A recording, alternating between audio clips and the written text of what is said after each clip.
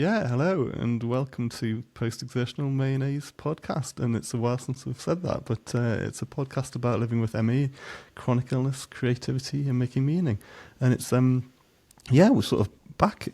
So for various different reasons that we won't get into, we've just had a break, and that's that really, isn't it? So we thank everybody for sort of like bearing with us, patience, and it's lovely to be here. And also we've got Litsa with us, and Litsa's been on the podcast a couple of times before, and Dov and I were just sort of saying, actually, it'd just be lovely to have her on as more regularly as much as we can. So and we're possibly going to have less guests on the podcast, and just do this a little bit more.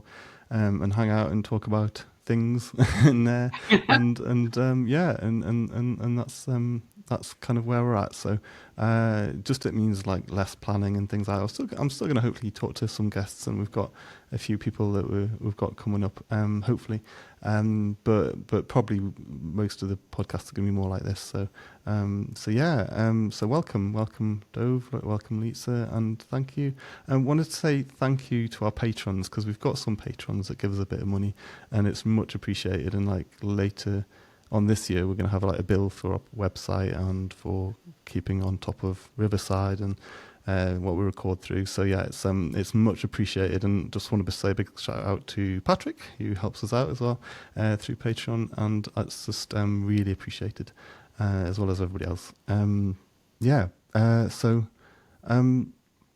One thing that we did want to recognise before we kind of get into other things was just the impact of sort of deaths within the ME community over the last year, and particularly we wanted to just kind of remember Judith, who Schoschbach, who was on the podcast and put so much effort and work into doing a podcast about her crash exhibition. Her and a partner, Matthias, did together in Vienna in August 2023, and we did the podcast that came out January 2024. So it was something like that, the timescales anyway. But yeah, it's Judith died just before Christmas, and it was just a big. We knew she was like really ill and declining, but it was such a, I suppose it hits you hard, doesn't it, when you sort of somebody that we didn't talk together with each other, but we had lots of emails and sent backwards and forwards the video clips, and then I spent a lot of time editing it, and really enjoyed editing it and putting it together, and it was such a wonderful episode. And it's a beautiful episode. But I just want to take one moment and say, please, if you haven't watched it, please consider watching it. It's it's really good. It's really good. Yeah, and it was a challenge from a friend of mine, Kirsty, who said, how can we include more people with severe ME in the podcast? And we really had to think about that, and I came across Judith's work around the same time, and I hadn't been aware of the exhibition until after it had happened, and I was like, and the internet's funny, isn't it? Because like you can become aware of people and things that happen, and like just know people that know things that are happening, but then just not see their retweets or their reposts or just not become aware of it. So it was wonderful when I came across Judith and her work and everything that she was doing, and so many other people were aware of her, and Instagram, and that's when I kind of got into being more present on Instagram. But yeah, I'm just so pleased that we got that time together, I suppose, with Judith to, and you know, she supported the podcast so much as well, and she was one of the few people actually we had this daft idea to sell some mugs with our logo on to try and raise some money for our pod, and she bought a mug all the way from Austria. So I was like, are you sure you want to buy a mug, because this isn't we got a mug posted to Austria. So I just appreciated her support for that as well. So did you want to talk a bit about Sammy Lincroft, Dov? Because you were kind of I mean, I don't knew of her stuff through Instagram. I just really appreciated their work on Sammy made educational brochures, for lack of a better word, that I think are just so important for advocacy work, both for people with ME, their caretakers, and medical staff. And they were just, I cannot believe how much Sammy accomplished. Like I'm, and with, you know, with severe ME and all the stuff that Sammy was dealing with. Yeah, so I was spending a lot of time reading through Sammy's work when and then I heard, you know, I had no idea that, and then anyways, there's if Sammy's people, I don't know if it's Sammy's immediate family and or other community, but Sammy's people are making sure to keep Sammy's work Oh, good. up on Good. the internet and to continue doing that work. So that's wonderful too. Like Sammy had a lot of community who was really supportive, and I think one of the really um, nice things, maybe, I don't know if nice is a good word, but it sounds like both Sammy and Judith were people who had, you know, I think comparatively also good medical care, which I think it's really nice to see that you know, I think that um, I don't hear stories much of people dying who actually have or do have like an incredible amount of care, and it sounds like good medical support in that way. So I think that was interesting to me, and I don't know how much of that was because of the work that Sammy was doing, but for Sammy, and then yeah, I mean, I don't know a lot of their stories, but both of them have a lot of stuff written. If Sammy's Instagram is still up, there's a website. Judith. I'm not sure if Judith and her husband or Judith and her partner have that It website. is. Or I think her partners probably will maintain that, right? Um, Yeah, because they only just they did the managed to get, and maybe that was something for Judith, that they'd managed to get the crash exhibition online, and maybe that's you know, was a legacy for her really. Maybe that she wanted to kind of see that through. Yeah, so um, I think both Judith and Sammy are people who you can go and learn about them and see some of their work and learn about their lives, and I think it's, you know, there's we lost many people, and a lot of, and we're also constantly fighting to sort of Yeah. keep people alive, and it's incredibly painful, and it's also, I think, important when we have the capacity to hold on, to kind of hold their memories in the ways that we can, and appreciate sort of their lives and or their work, and yeah. So any Definitely. yeah. anything else anybody say, or Yeah, no, just two other people were a friend of mine, Phil, Catman Kilcommon, he loved his cats, and S.J. Lewis, who was somebody else that, both from the UK, and S.J. spent quite a bit of time campaigning for, and again, somebody that I only became aware of after she died, and she literally popped up on my, you know, on Facebook sometimes you get friends Right. suggestions, and she popped up on my friend suggestion list, and you know, yeah, just those sort of things. But yeah, there's been it's a hard time for people with ME, isn't it? Because we see people in the community, and there's so sort of like there's so many people that are living in with really sort of complex sort of health issues, haven't they? And then yeah, we're having to kind of yeah, work through that. But Well, and we know once someone has ME, because our immune systems go haywire, which is the medical term, you're more susceptible if you get a secondary illness. And because I knew someone on Twitter, I don't know if you guys knew Tinu, she was a disability activist here in the States.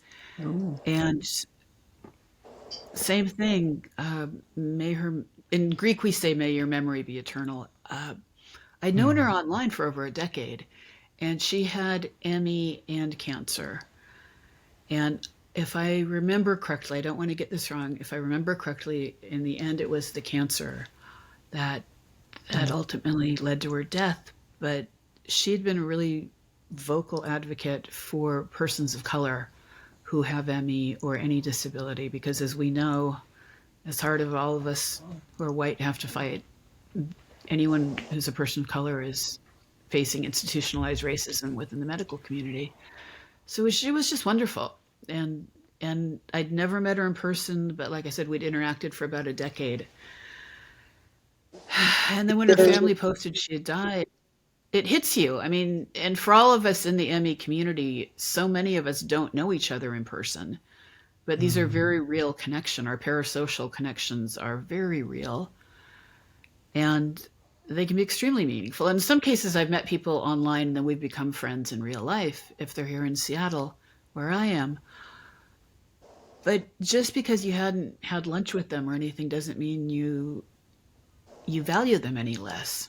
I mean, Dan and I have never had lunch together, and we've been talking for years, right?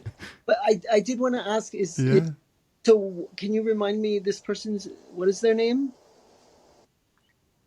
Tinu, Tinu. Is there? Can we? Tinu. When we post this, can we link I'm to? Pretty sure her Twitter. I'm pretty sure her Twitter is still up. Oh, her Twitter. I'm on Blue Sky now. Yeah, I'm on Blue Sky. I've lost my Twitter account, which I think a lot of us have. By the way, if you have ME and you're still on Twitter and you're thinking about jumping to Blue Sky, there's now a really large ME community on Blue Sky. Oh, I recently got on Blue Sky. That's a great thing for people to know out there, that we're building community on Blue Sky. Hopefully, it will not. We are. You know, I don't know how long we have. So far, so good. There's a lot less harassment right now, so let's all keep our fingers crossed. That just smart, cool people who don't want to bug anyone can meet online and share information and just feel less alone. Yeah, and also so if anybody wants to use the comments in this or anywhere in our podcast to talk about, but especially here to talk about anyone you've lost, or if there's anyone we're talking about here who you want to sort of join in commemorating in some way, that's an absolutely lovely way to use our comments if you'd like. And I'm thinking I would love to hear people's thoughts on this, and your guys and anybody. I'm thinking of I didn't know if it would be sort of too devastating or if it would be meaningful to people to kind of have a page on the website that acknowledging people who we've lost. So that's something to think about. And That's a smart idea, because as both of you know, we constantly run into this obstacle from the 90s when they said, oh, it's not fatal. Like, no, that's wrong. I still have friends who think it's not. And again, we need to differentiate between potentially fatal and necessarily fatal. Just because an illness can kill you doesn't necessarily mean it will. But ME is potentially fatal.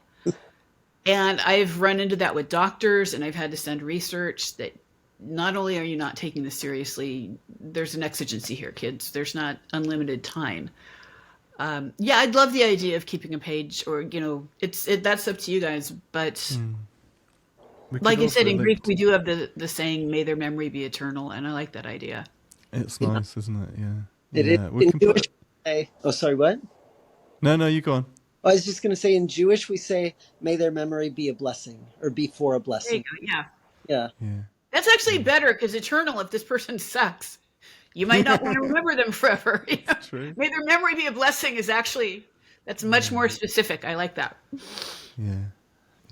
We've got my special guest star over here. My dog is sitting on my lap. Hello, Jordan. Did we want to dive in? Yeah. We were going to talk about navigating change whilst living with ME and chronic illness, and we've kind of got just 3 topic headings, and we can jump about, and I haven't got an agenda really beyond that, but how do we deal with like personal change? Because like things like ME might stay the same for us, or we might see a little bit of improvement and then see a drop off and see like it's getting worse again, and that's all difficult to deal with. But like there's also like life goes on around us as well, doesn't it? Right. And there's change for other people that then impacts us, and like just like a tiny thing, like this week, my son, or since Christmas, since going back to school, my son's bus is like 20 minutes earlier, which is really random. So it's like it's just a little change, but it's just like it's a thing that you have to adapt to, and it's like it's not always easy. And how do we navigate the personal change? And then we were going to talk about political change on a local and national level, and that's something that's massive for you guys at the minute. And then global change, and all these things kind of like have knock on impacts on us, don't they? As human beings, but human beings living with ME, which is just a ridiculous condition that we have to live with. So yeah. Does anybody want to anybody got any thoughts on those on those things? Litsa, did you want to say something? I was going to say, for anyone who has not already read the masterpiece, Octavia Butler's Parable of the Sower, and because it takes place in 2024 through 2028, and she wrote it in 1993, but it's the reason so many people are reading it or rereading it now, it's kind of heralded as this prophetic masterpiece. But she talks about that. The protagonist talks about the only God this protagonist finds is change. That the only thing we know that is eternal and not omniscient, but omnipotent is change. It's never going to stop. It shapes us, and we need to be able to shape change. And I'm paraphrasing because it is brilliant. I'm condensing it. The hard part, as all of us know, change can happen in an instant, but in our bodies, this is a patient community where I'm one of the lucky ones, and I've got 2 good hours a day, physical. And when I'm saying good, you guys understand what I'm saying, but for clarification, like I can walk the dog. These are cumulative. I take my small dog for 3 different walks throughout the day, and it's dishes and laundry, and occasionally get to socialize with people in person. And then if someone gets sick, someone dies, plans change. I don't know how you guys feel about this. My oldest friends are fantastic, and God love them. They understand that if you're coming over Tuesday at noon, please show up there or about, because I've got to plan my whole week around that. Right. And I find it, no matter how many times I explain it, how many articles, research I'll send, blah, blah, blah. Some people just don't get it because it's such a specific and unique lived experience. And I think some people have a hard time understanding. So I just messed up your whole week. No, I didn't. It's like, and you have to tread lightly because then you don't want to lose more friends. And I don't know, do you guys find that yourselves doing this? Sometimes I will just withdraw, which I did not do when I was younger. But as I get older, I'm going to turn 58 next month. Sometimes it's just too much. It's like, you know what? I know how to be alone. But, well, I had a friend show up last year, and then I'm going to be very non-specific so I don't call anyone out. Could not get this person to leave at 5 hours. And I was just dead for the rest. And I was like really blunt. Again, I'm Greek. I will just get to the point. Said person would not leave. And no understanding that, wow, I've just killed my friend for the next week.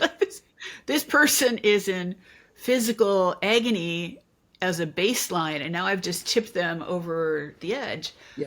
No cognizant awareness, like, oh, and despite the fact I was very specific and blunt. So it's fascinating. I mean, we're all limited by how much we understand each other's experiences. That's just part of being human. But when you graft on a multisystemic illness, we now know it's multisystemic, it's potentially fatal. It's a lot to keep explaining it. It is so much to keep explaining it. And since the advent of COVID, with all of us being immunocompromised, that's added a whole other layer on. And I'm very much pro-vaccine. I can no longer tolerate vaccine. So I have not been able to get the COVID vaccine. So I have to have an N95 on constantly. And again, my friends are great. They understand you got a mask around me. But sometimes you're not trying to inconvenience people. Here's a good example. We had a large Greek gathering for Greek Easter in the spring. And there were guests who weren't part of the immediate family. And some of them were just really kind of peeved that they had to mask. And my mom was great, was explaining, well, you could kill Litsa. So could you and my mom provided masks for everyone. We're feeding everyone. It's like this incredible Greek Easter. The food's amazing. We're giving this enormous amount of delicious food. Wear a mask when you're not chewing it. And some people, it was just this, no, that is a bridge too far. And I was like, I'm sorry that my ongoing, degenerative health is inconveniencing for you for 5 minutes. But I do find myself withdrawing more and more, unless it's someone I really love and trust. It's like, I can walk around with my dog and I just don't need the aggravation. And I know that's not healthy because we're already all so alone so often anyway. I mean, Daniel, you've got your family in your house. I live alone. But sometimes just the exhaustion, the emotional exhaustion of explaining it. I'm in year 34 of ME. Like, I don't know how to explain this in any greater detail than I've already provided. You bitch about your mask. I'm going to go over here. So. Yeah, I think like I do find it exhausting trying to communicate sort of why I need what I need and what it's like, it's a whole, like with ME, we have an entire like knowledge base about what it's like to live with this very specific kind of illness. And, I think like it does make you feel, there are so many ways that this illness makes me feel like the world out there is sort of almost pretend, and the world, it's like I live in my bed. I hardly ever see anyone in person. Outside of my most closest, people, and I'm very careful. I like, I don't do any, I try not to do any maskless, and even sometimes I don't want to, it's like if I could do everything out. And here's the thing, like if I want to do things outside, it takes a lot more spoons than sitting inside.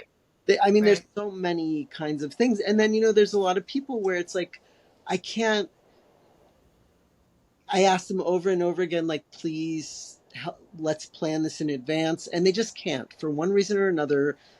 They just can't, either because they have kids or because their brain doesn't work that way, or because, I think it's really hard for people to understand like what ME planning looks like and the kind of rest that you have to do to prep for things. And it does make socializing very complicated. And it also, I think socializing is exhausting, and it's like you don't want to tell people that spending time with them makes you feel like shit. It's like, like you don't want to be like, look, this is going to destroy several days of my life. I'm doing it because I care about. You can't really say that. So it's like kind of funny how we sort of we have to soften the message when we're trying to spend, I don't know. And No, I'm trying do to. you guys feel this? Oh, Yeah. go on. I'm sorry. No, go. No, I was honey. thinking how to fit this into the idea of change, but you go. No, I was going to say, because going to your point, I will trade the crash for the people I really love. I will trade the crash because I miss that connection. When I feel like I'm withdrawing, is from the people I merely sort of like. It's like, no, I'm not going to be annihilated for the next week because you're kind of okay. No, like I just rather read and walk my dog. So I find myself being very selective because I'm going to crash no matter what. You guys will. The Centers for Disease Control estimates there's at least 3.35 million of us in the U.S. So that's with ME, we're not even factoring in long COVID. That, as we know, some epidemiologists consider the same illness. Is it a different illness, similar manifestation? But when you do the math, we've got at least 22, 23 million of us in the U.S. now whose mitochondria are actively being destroyed every time we do something. So you'd think, which is a sheer number of us, there would be more understanding. But tying this into change, I think sometimes people, I don't think, I really very much believe this. A lot of people fear the disabled as a whole. We all know that. And then with the post-viral illnesses, I think it terrifies them because all we did was contract a virus. And boom, our whole lives got derailed. And in some cases, as we discussed, some people lose their lives as a result. And so that a change can occur that quickly and that powerfully. I think it terrifies a lot of people. So going to Dov's point, why can't some people apprehend what we're saying? I think because if they understood the magnitude of it, that we didn't do anything wrong, we're just living our lives and it happened, then it means it can happen to them. Right. And that just scares the hell out of them. And I feel for them. I mean, really feel for them. But it's like, come on, man, that's part of adulthood, is understanding things can pivot very, very quickly. Yeah, I mean, that's an interesting tie-in. Well, I could say a lot, but I would like to hear Dan. What do you have to say, Dan? No, I've just been sat listening. I'm tired, but yeah, there is a sense that how other people,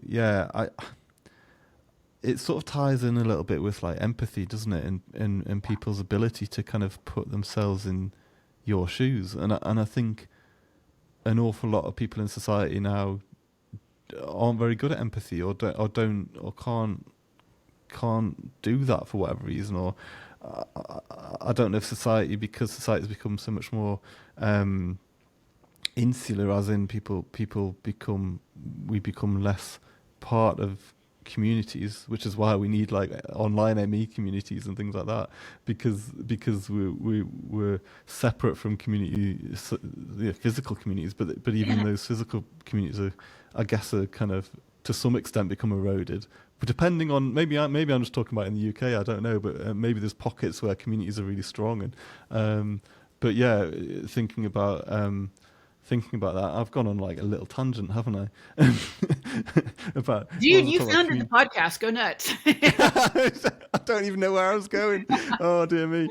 This is like my tiredness. But coming back to how people perceive, becoming ill, and because we've become more insular, people don't look out for each other as much, or maybe because also, when we become ill with ME, our networks become so much more fragmented, don't they?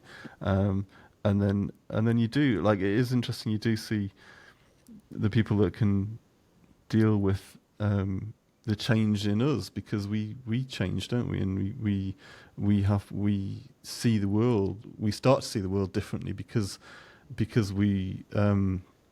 It's not like it's a superpower, and I think it's just something that's foisted on us in a way, like the burden of illness and living with this condition that people. I constantly keep coming back to this sense that unless you've lived with ME, long COVID, whatever gives you and causes you complete exhaustion and post-exertional malaise, post-exertional neuroimmune exhaustion, whatever you want to call it. It's like unless you're experiencing, if you've experienced that and experienced it on a long-term basis, there's just no way you can comprehend what we go through. It's like, and that's really hard. So I don't know if it's about a lack of empathy in people, or just like you were saying, just a total lack of comprehension about like well, and also usually when someone gets sick, you're going to get better or you're going to die fairly quickly, and you'll see epidemiologists or other doctors discuss this. What's fascinating and horrifying in its own way about ME and long COVID, you're going to feel like you're dying every waking second. And we all, when we know we sleep, that's been proven in how many studies. Our sleep is disrupted. We don't hit REM sleep. So there's never any peace. Your body, you're in physical agony constantly. But when you do die, it's not rapid. We all know people tragically, and I don't want to turn this into a contest, but we all know people who got cancer and then were dead 2 years later, 3 years later, which is horrifying in its own right. Again, not trying to set a tier of illness, but I think what makes it harder to understand with ME is it's this slow, agonizing life and or death. But I think because we don't drop dead like in 6 months, it's like, well, how sick can you be? I think people so we live in a culture where people need to hear stories about, um, people need a story where the ending, um, they need a redemption arc. Mm. And so, especially with disability, people, and I don't think this is the same across all cultures, but I think in this culture in particular, the narratives that people will platform about disability are 99% either narratives about people who are like, quote, trapped in a wheelchair and miraculously walk away, or people who have these tragic deaths. But there's always this need to romanticize, and I think romanticization is a dehumanization, and so people aren't allowed, because this culture is based on exploitation of labor, people whose bodies are not exploitable, um, we become basically like outcasts because we don't um, fulfill the sort of dehumanizing pressure of Yes.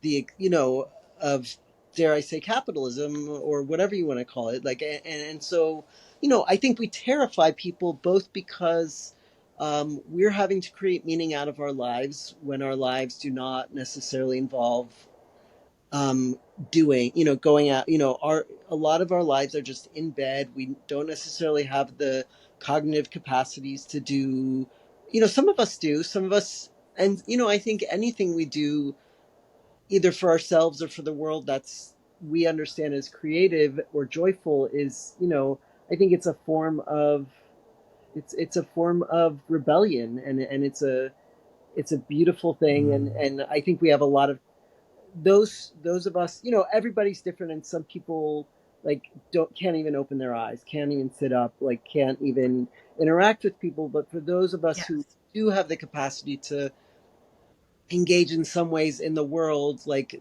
there are very few people who are going to be able to understand or tolerate our experience. And just one more thing, and I'll pass it back to Litsa. I think you want to say something, but like when I think about how people can't deal with long-term care around precautionary behavior around COVID, it says a lot about this culture where people value their idea of, quote, personal freedom to not wear a mask. They think that's more important than community care. And I think in a culture like that, it's going to be real hard to find people who can really understand that our lives are meaningful because we exist.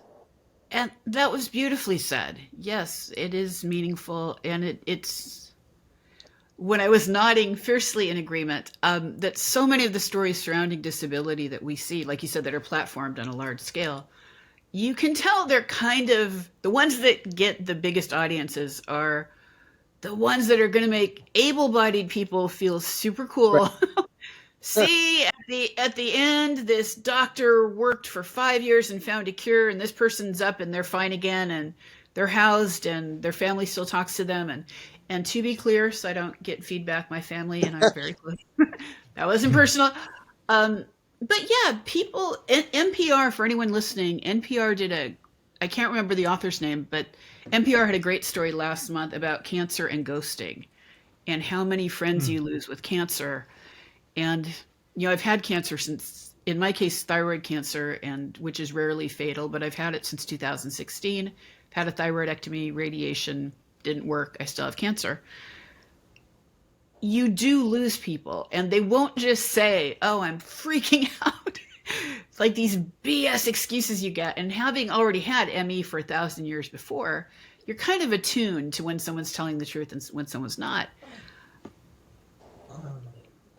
And but the stories that are platformed, they have these happy endings. It's like, dudes, we want that. I'm thrilled for every person with ME or any disability whose life takes a happier turn. Yes, I am thrilled. But that's not the course of how, again, just with ME and long COVID, I'm putting just in quotes, that's well over 20 million of us just in the States. These are huge numbers of people.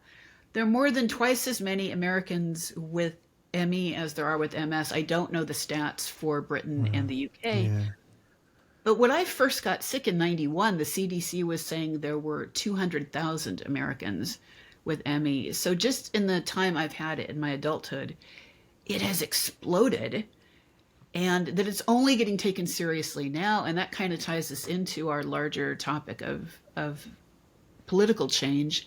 Mm. Right now in the United States, as we all know, who's our president again?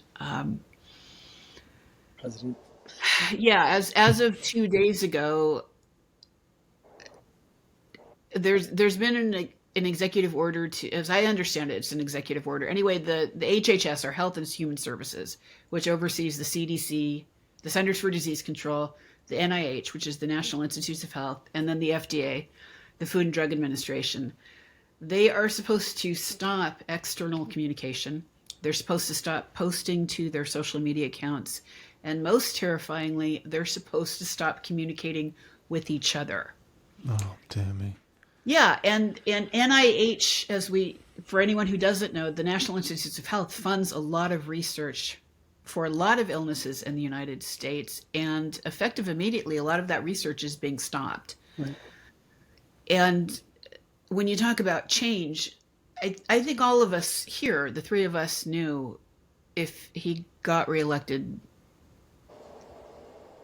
the worst was going to come. And we knew that for a whole lot of people, not just us, obviously, that a whole lot of people are imperiled now. But we knew this was happening. I had a lot of frustration in the lead up to the election with friends who weren't taking it seriously enough, that they were voting and thought, and I'm talking about like healthy people with money, like, I'm going to vote. It's like, could you do a little bit more? If we lose this, there's a whole lot of us whose heads are on the chopping block. I don't know how we live in a country. The fact that the United States, as of again 2-3 days ago, he pulled us out of the World Health Organization. So this is going to have huge ramifications for public health in the United States, but globally as well. Mm. I have seen some ME researchers point out, and this was after the election, so after the election, before the inauguration, that the plus side as such to ME research getting very little funding from the NIH, because they just, let it, as they actively impeded research for so many decades, and then finally realized, oh shit, it's an infection, and it's usually viral in origin. Most ME research is not funded federally in the United States. And if anyone wants to go to ME Action, the Bateman Center, Open Medicine Foundation, any of they've all had really good graphics on Insta, but any of their social media accounts, they had said that after the election, we don't get that much federal funding. And most of the research money was coming from other sources. So they can, it's the one time having ME is working to our advantage, because we were derided and ignored and told we were lying for so many decades, falsely. It's like, oh, we didn't get that much federal funding. It's going to have a horrific impact overall. And I think all of us need to walk a fine line between understanding the ramifications and not losing hope. And that's a hard one. Right. That's a hard one. I think so. I'm gonna shift gears just a tiny bit and say one of the things. Um, I wanted us to talk. So okay, we all know that like when there is a dictatorial regime in place, that disabled people are often among the first people to be sort of that disabled people don't fare well, I'll say. Yeah. And one of the things that we really wanted to talk about today is like, how do we cope? So a lot of us are just like trapped indoors, stuck in bed, not really out in the world a lot, but we're still, because of social media, we're constantly bombarded with all of this news of all these like fucking horrific things happening. I wonder if we could just talk a little bit about like, how do we cope? Like, how much TV do we, or, like how much do we pay attention? How much do we sort of protect our health? Because with ME, there's only so much stress we can manage before it really exacerbates our symptoms. And yeah, so I would love to hear, um, or you know, I'd love to have a conversation with Dan and Litsa, and I would also anybody who wants to kind of share thoughts. I would love if people would, you know, talk to us a little bit more, talk to each other in the comments, so we, because I think it really gives people a sense of community. And I know everybody has a lot to say on a lot of this stuff. Like we all have our experiences, but yeah, what do you guys think? Like, how do you sort of navigate and manage um, staying sane and not sort of exacerbating your symptoms, but also like, you know, staying as checked in as you can or as you want to?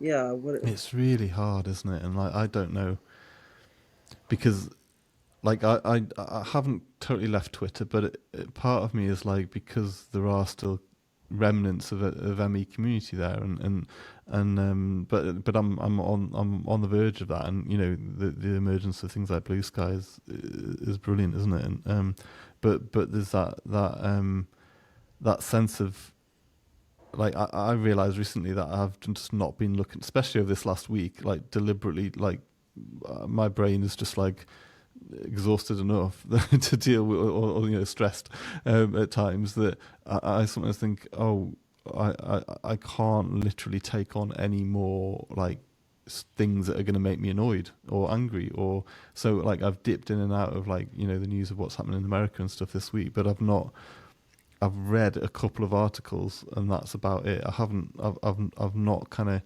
gone out my way to get that news, because then you just see things about Elon Musk and, you know, things like this, and you just think, oh, and I just don't have the energy to be angry, and that's really hard, because then you think, well, is it apathy? No, it's not apathy. It's like self protection. But then at the same time, if we're talking about dictators and things like this, and you know, you need to make a stand against, you know, injustice and stuff. So, and then there's a feeling sometimes of like just being too exhausted to take a stand against anything, because you can't even stand yourself. So it's like physically, so it's really hard to navigate these things when part of you does want to just isolate for your own well-being, but the other part of you feels, or for me anyway, I sort of feel like I should be sort of like sharing this petition, or you know, sharing this information, or you know, and actually there's only so much you can do. And I love seeing your posts, Litsa, on Blue Sky actually recently, and you know,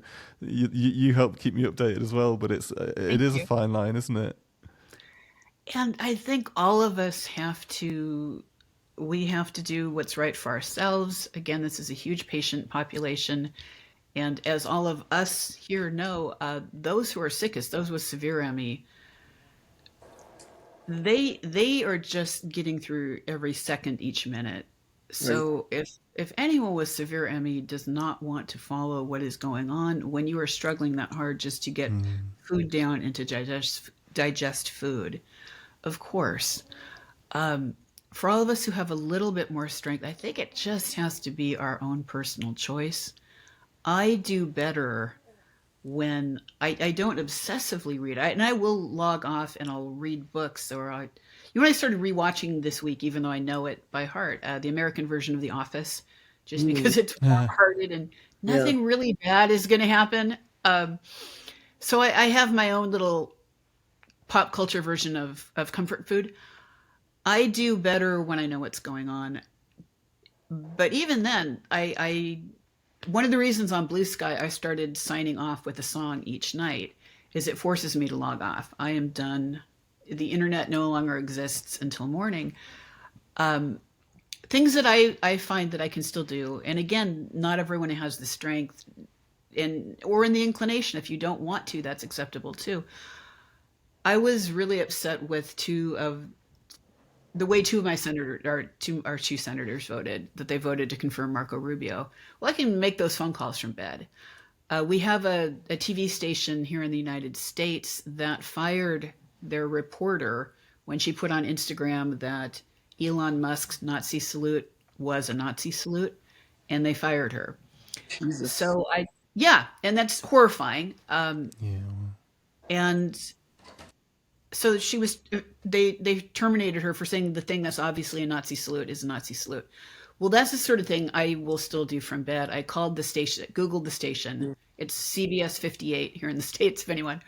Google, it's also in my Blue Sky, put the link, and called their tip line, knowing they're going to pick up the tip line, and said how appalled I was.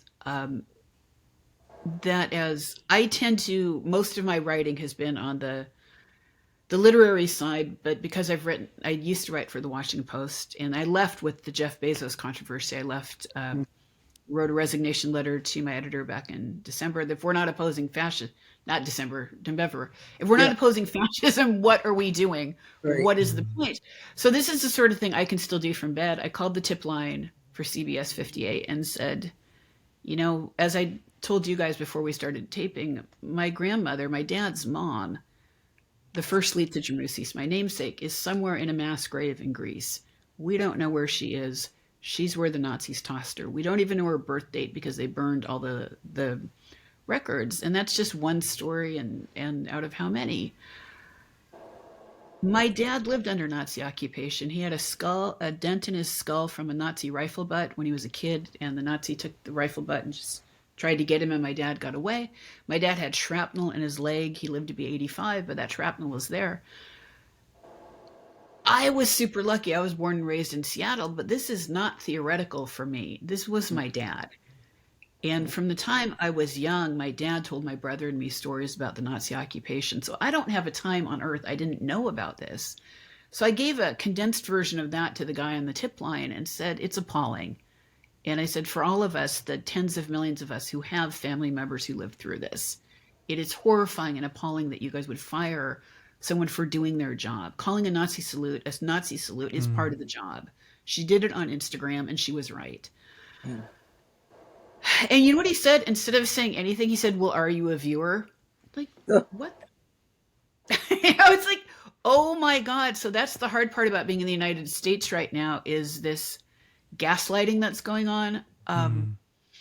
But those are the sorts of things I can do from bed. I feel better when I do them. But if you don't, then don't do them. I'm not trying to tell anyone, particularly anyone with ME, how to navigate this. What I find scary is going to Dov's point. The disabled have always been targeted by authoritarian regimes. And when people talk about leaving the United States, I mean, we saw that during the first Trump administration, but people are really doing it this time.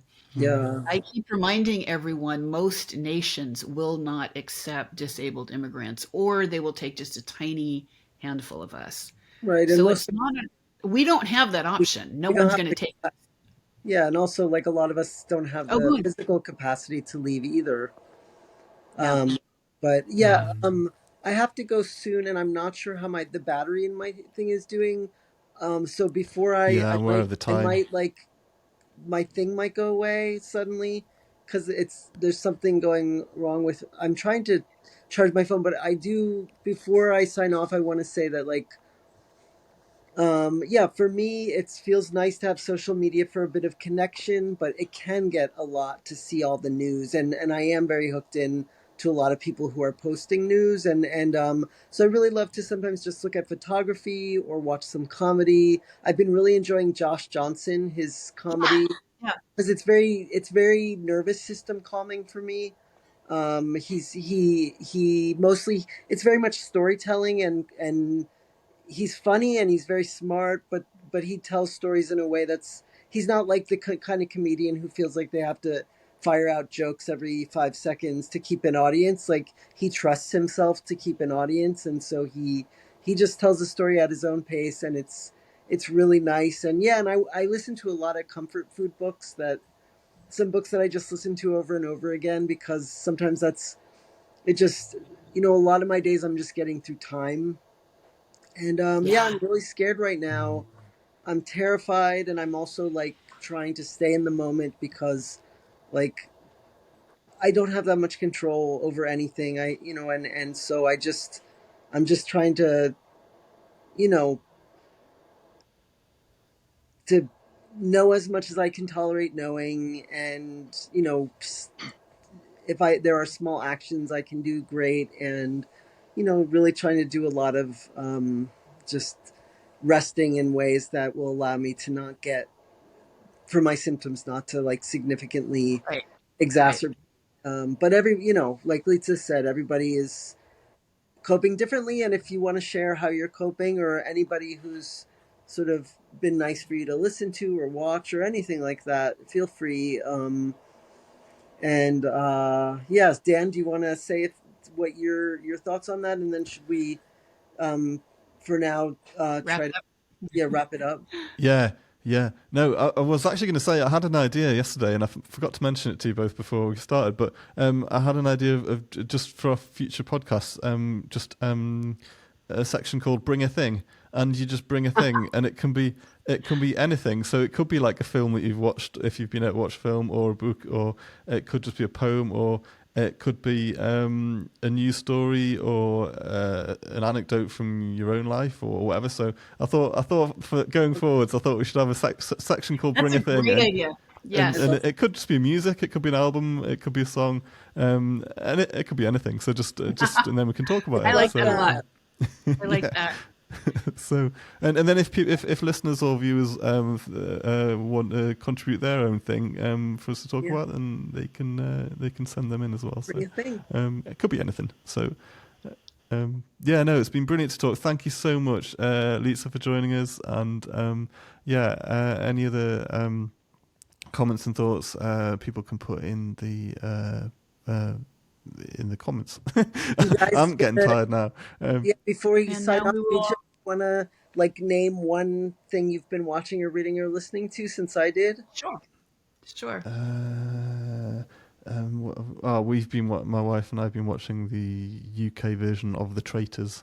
It's basically like a murder mystery set in a castle. That's the Alan live. Cummings one, right? It's not. It's like a live action thing. So it's like it's reality TV effectively. Okay. So it's basically like a bunch of people, and you've got there's three of them that are traitors, and they do activities and tasks together, and everybody's got to work out who the traitors are. It's pretty straightforward, but the traitors kill somebody every night, and then Like Battlestar Galactica. sorry. Isn't there a game, Battlestar Galactica, that's kind of like that? Or I guess there's lots of games like that. Possibly, it's very much like it's like Among Us, the video game, the mobile game that people play. So it is just like literally people vote, and then they have a round table where they all sort of accuse each other, and then they have to vote somebody off. So every night somebody gets voted off, and every night somebody gets murdered. So that's it really. It's distracting. For me, it's been, like I said, revisiting the U.S. version of The Office, which is total comfort food. I'm almost done with, again, it's just so good. It's one of the best books I've ever read. Octavia Butler's Parable of the Sower, for anyone who's not on video. And revisiting Amy Winehouse, just things that bring you comfort and joy. And for what it's worth, before we all sign off, it's whoever needs to hear this, it's okay to be terrified. We'll figure this out. We're going to keep going. There's strength in numbers, but don't beat yourself up if you're anxious or terrified. Yeah. That's kind of a natural response to what's going on, but we are going to figure this out. God willing. Well, atheistly speaking, God willing. Guys, thanks for having me. Brilliant. Thank you so much. Thank you. Stan, and it's great to chat with you guys. And yeah, we're thinking of all you guys out there. Hope you're, just managing as well as you can. And just, it's tough times, and we're glad that we can connect together. So, take care. We're in this together, guys. Bye-bye. Okay. Bye-bye.